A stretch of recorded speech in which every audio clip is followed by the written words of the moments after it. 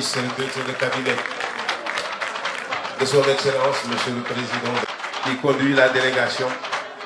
Bonjour. Bonjour, madame.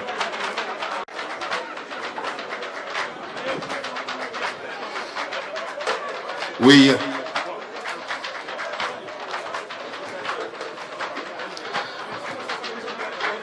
Son Excellence, Monsieur Oumar Youm. Bonjour, Monsieur le ministre, chef de cabinet, directeur de cabinet.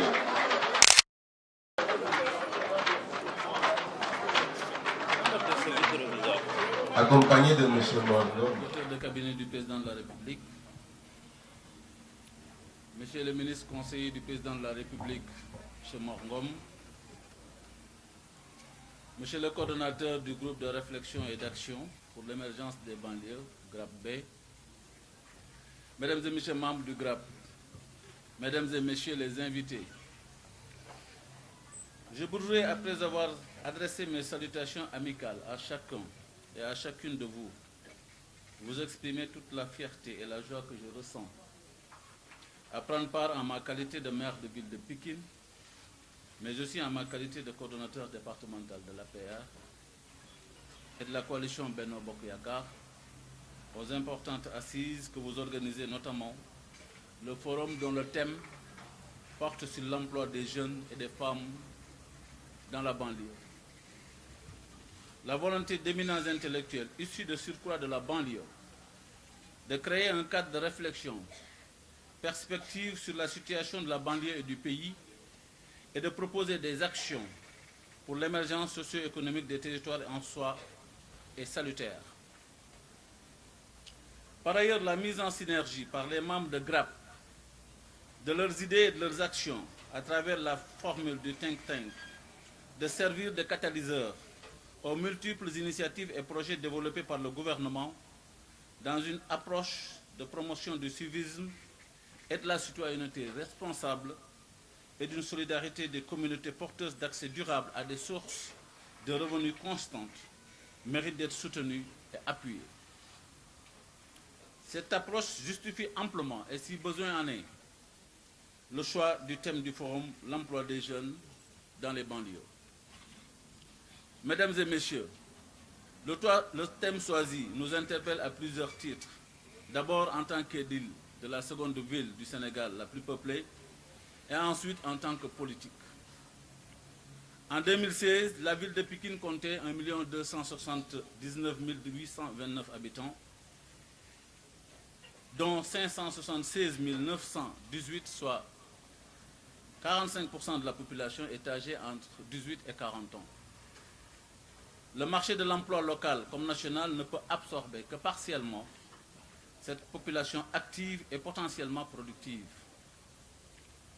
Et pourtant, la collectivité territoriale dispose des opportunités en termes d'employabilité avec la bordure sur sa façade maritime d'un important tissu industriel. Fort heureusement, le sous-secteur artisanal, pilier essentiel de l'économie locale, occupe presque 80% de la population active et absorbe la quasi-totalité des jeunes qui sont hors du circuit formel de l'éducation ou de la formation professionnelle. Il est aussi nécessaire de réfléchir sur le devenir des jeunes actuellement dans le cursus formel de l'éducation ou de la formation professionnelle. Déjà 13 371 jeunes fréquentés pendant l'année scolaire 2017-2018 les lycées du département, sans oublier ceux qui suivent des cours dans les centres de formation professionnelle de la ville. Le président Macky Sall a une claire conscience de l'enjeu lié à la problématique de l'emploi des jeunes au Sénégal et s'évertue à développer des stratégies et mécanismes par la création d'agences et de mise en place de fonds dédiés.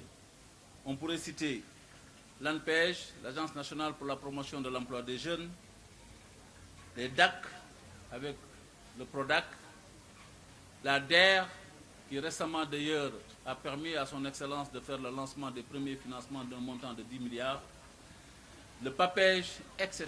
Plusieurs mécanismes donc mis en place pour accompagner cette dynamique d'employabilité et d'emploi des jeunes. La ville de Pikine cherche aussi par rapport à ses moyens à accompagner l'État à trouver des solutions à l'emploi des jeunes et des femmes. Il est à comprendre dans ce cadre le partenariat liant la ville de Pékin au FONGIP et allant dans le sens de rendre disponibles des lignes de crédit destinées aux jeunes et aux femmes. Mesdames et messieurs, il n'est point de doute pour moi, en référence au parterre d'éminents intellectuels ici présents, qu'une réflexion pertinente et nourrie sera développée pour aboutir à des propositions viables de solutions relativement à l'employabilité des jeunes et des femmes dans les banlieues.